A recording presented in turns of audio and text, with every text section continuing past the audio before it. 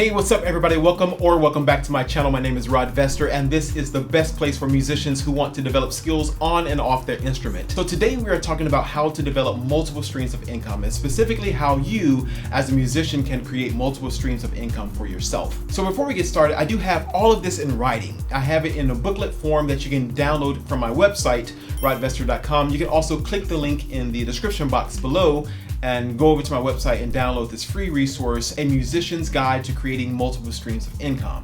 I think it'll be a great resource for you to have. Completely free, F-R-E-E, it's free. All right, so let's jump into today's video. So I currently have 5 streams of income: working as an arts administrator, working as a music consultant, working as a musician, a pianist, working as a music producer, and fifthly, income from music royalties. And I'm currently working on 2 additional streams of income.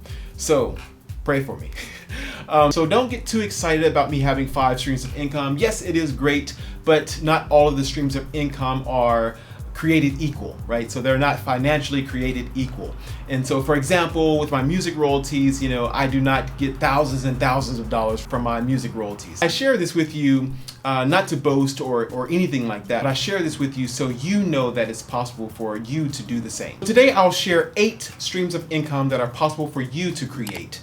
So know that this is not anything that can happen overnight. So if you're looking for just like a quick fix, this may not be the video for you. But if you're looking for something long-term and something that's sustainable for you, then this is certainly the right video for you. All right, so let's jump into it. Stream number 1, online music lessons. So if you're passionate about teaching and you're a good teacher, providing online music lessons can be a great source of income for you during COVID and post-COVID. So if you're using a platform, for example, Zoom, I did post on my Instagram profile the best music settings to use on Zoom. So do go over to my profile on Instagram, Rod Vester, to check that out. That'll be a great resource for you if you haven't already optimized your Zoom settings for music lessons. So as you teach music lessons online, or even as you prepare to do so, make sure you invest in the needed technologies for you to be successful. So just ensure you have good Wi-Fi connection, you have a good webcam, and just kind of all of that. You want to be as professional as possible, even giving lessons online. And think bigger than just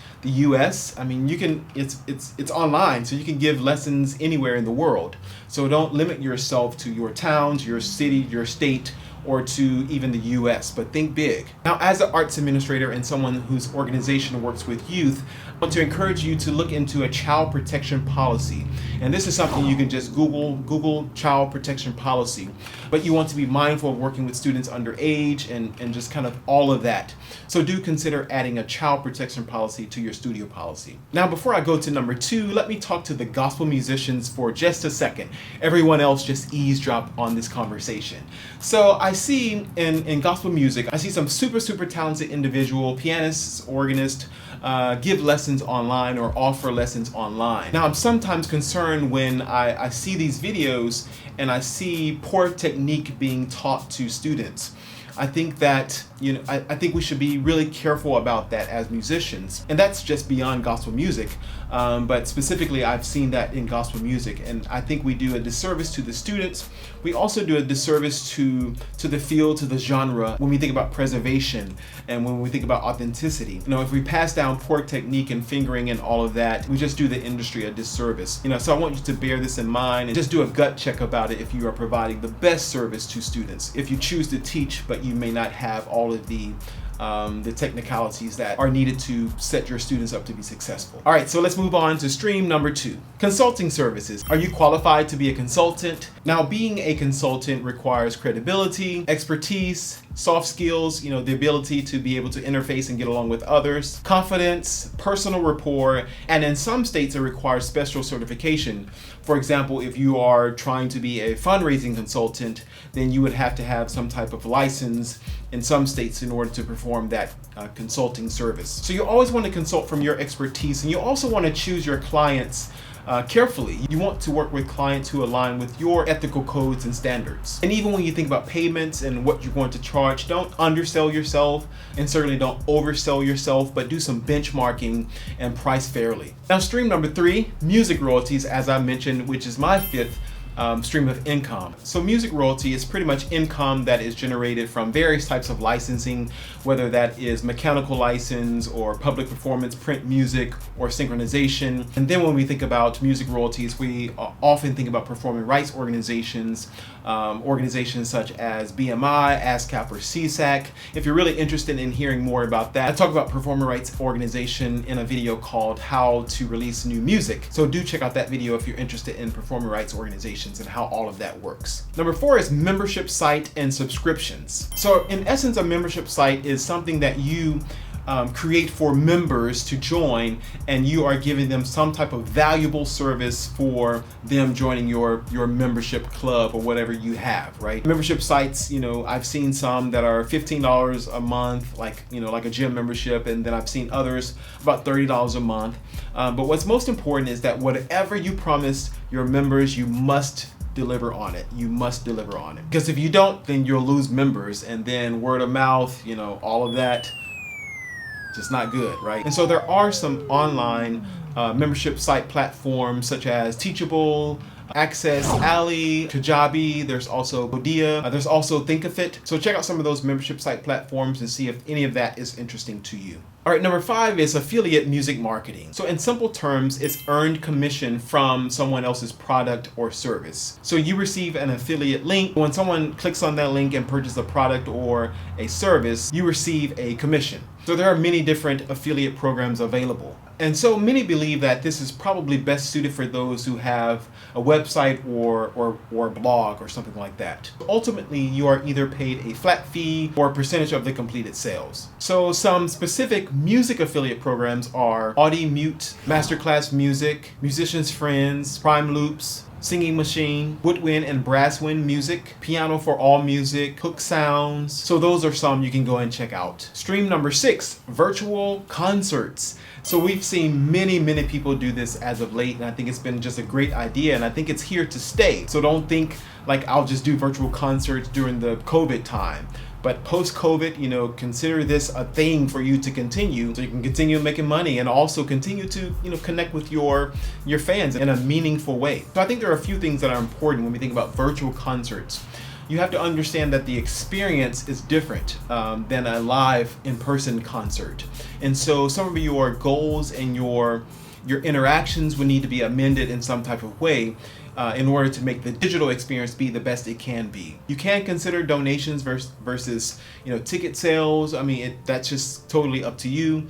But you can create like a fundraising type of event around your virtual concert. You can also seek sponsorships. You can also seek partnerships. This is a great time to also collaborate with others. So don't be afraid to reach out to other musicians to create some type of virtual concert together. So let me go back to the experience and the experience being different, but the quality should not suffer because it's online. So so do your best to present the most professional, most polished quality concert that you can, and that's from audio to the visuals and kind of all of that. Just make it super exciting. And so with that, similar to when I talked about the technologies needed to have a successful online music lesson, the same thing applies to your virtual concerts. Make sure you invest in the needed technologies that will help you be successful, will help you give a pristine virtual concert to your audience. So seek professional advice and help with technologies and all of that. If you're not really great at technology, seek help for that. Number 7, YouTube channel. Yay! Remember when I told you at the beginning I was working on another stream of income? No, I didn't launch my YouTube channel because of the potential of money, but I did not launch it because of money. This is something that I'm passionate about, to giving information to others, but I also know that passion should be met with revenue. And so yeah, here I am. So YouTube is the second biggest search engine to Google, and YouTube is owned by Google. And so it's a search engine, so people are coming to YouTube to search. If you decide to launch a YouTube channel, you certainly first of all want to solidify what the channel will be about. And also best practices say that picking a topic or niching down is the best thing to do. Now, I have mixed reviews about that. I would say do as we do as musicians, be creative and experiment. So if you don't really have a topic right now that you want to do, just experiment, upload videos, just get started, push record, set up your phone. You don't need any fancy cameras or anything like that. Make sure you have good lighting, make sure you have good sound, and just get started. Just record videos, and you'll figure it out on the way. And then when people watch your videos, you'll see, you have YouTube analytics. And so you'll see in the analytics what people like, what they don't like, and then you can begin to kind of narrow in your focus. So if you don't have an idea of exactly what video you want to do, just get started. Just do it. But before you get started, I would like to challenge you to brainstorm at least 50 video ideas before you get started. This is what I did for my channel. I wrote down at least 50 ideas, and now I have over 50 ideas. Will I do all 50 of those ideas? I don't know. I wanted to launch a channel already having a bunch of videos in mind. I'll also really encourage you to watch videos before you get started on YouTube. Watch videos about how to get started, watch videos on the algorithm, watch videos on SEO, which is search engine optimization, kind of all of that. Really kind of do a deep dive into all of that, because you want to understand what you're getting into and the platform that you're going to be a part of. And so if you are able to go in with some insight, it helps you to be even more successful. But again, don't let any of that stop you from just getting started. So if you just want to get started, just get started, then watch all the videos and just learn, because you're going to grow as you go. And stream number 8, curriculum development. So if you're an educator or even a performer, digital products are very, very popular and can be pretty lucrative depending on what the product is. And so you can develop a course. You don't have to develop a full course. You can develop a mini course and sell that course online. So if you don't have a website, there are certain platforms you can use to host your material. And most of these platforms offer about 3 different tiers of service: a basic type of service, a pro service, and then a business service. And of course the amounts change based on the level that you choose. Now you can also create free resources, similar to what I did with the a musician's guide to creating multiple streams of income that I want you to go download at my website. In my experience, the more generous I've been in offering free content, the more I'm driving customers to my business. And so that has been my experience, and many other entrepreneurs that I know, that has been their experience as well. So this, the free service, ultimately leads to paid services. So don't be afraid to give away free content, because what happens is people see your free content, make sure it's really, really good. And so people see that your free content is really, really good. And so they imagine, like, well, if his free content is really, really good, once he launches this paid content or paid service, then we know that's going to be good as well. So with everything, I'm always going to preach quality. So, even if it's a free resource, make sure it's of the highest quality that you're capable of giving. If it's a paid resource, certainly it needs to be of high quality if people are paying for it. So, quality is always going to be important. It should be always part of your conversation, part of your thinking, and whatever you're going to create. And so if it's not a digital product that you're interested in creating and selling, also know that paid webinars are a thing.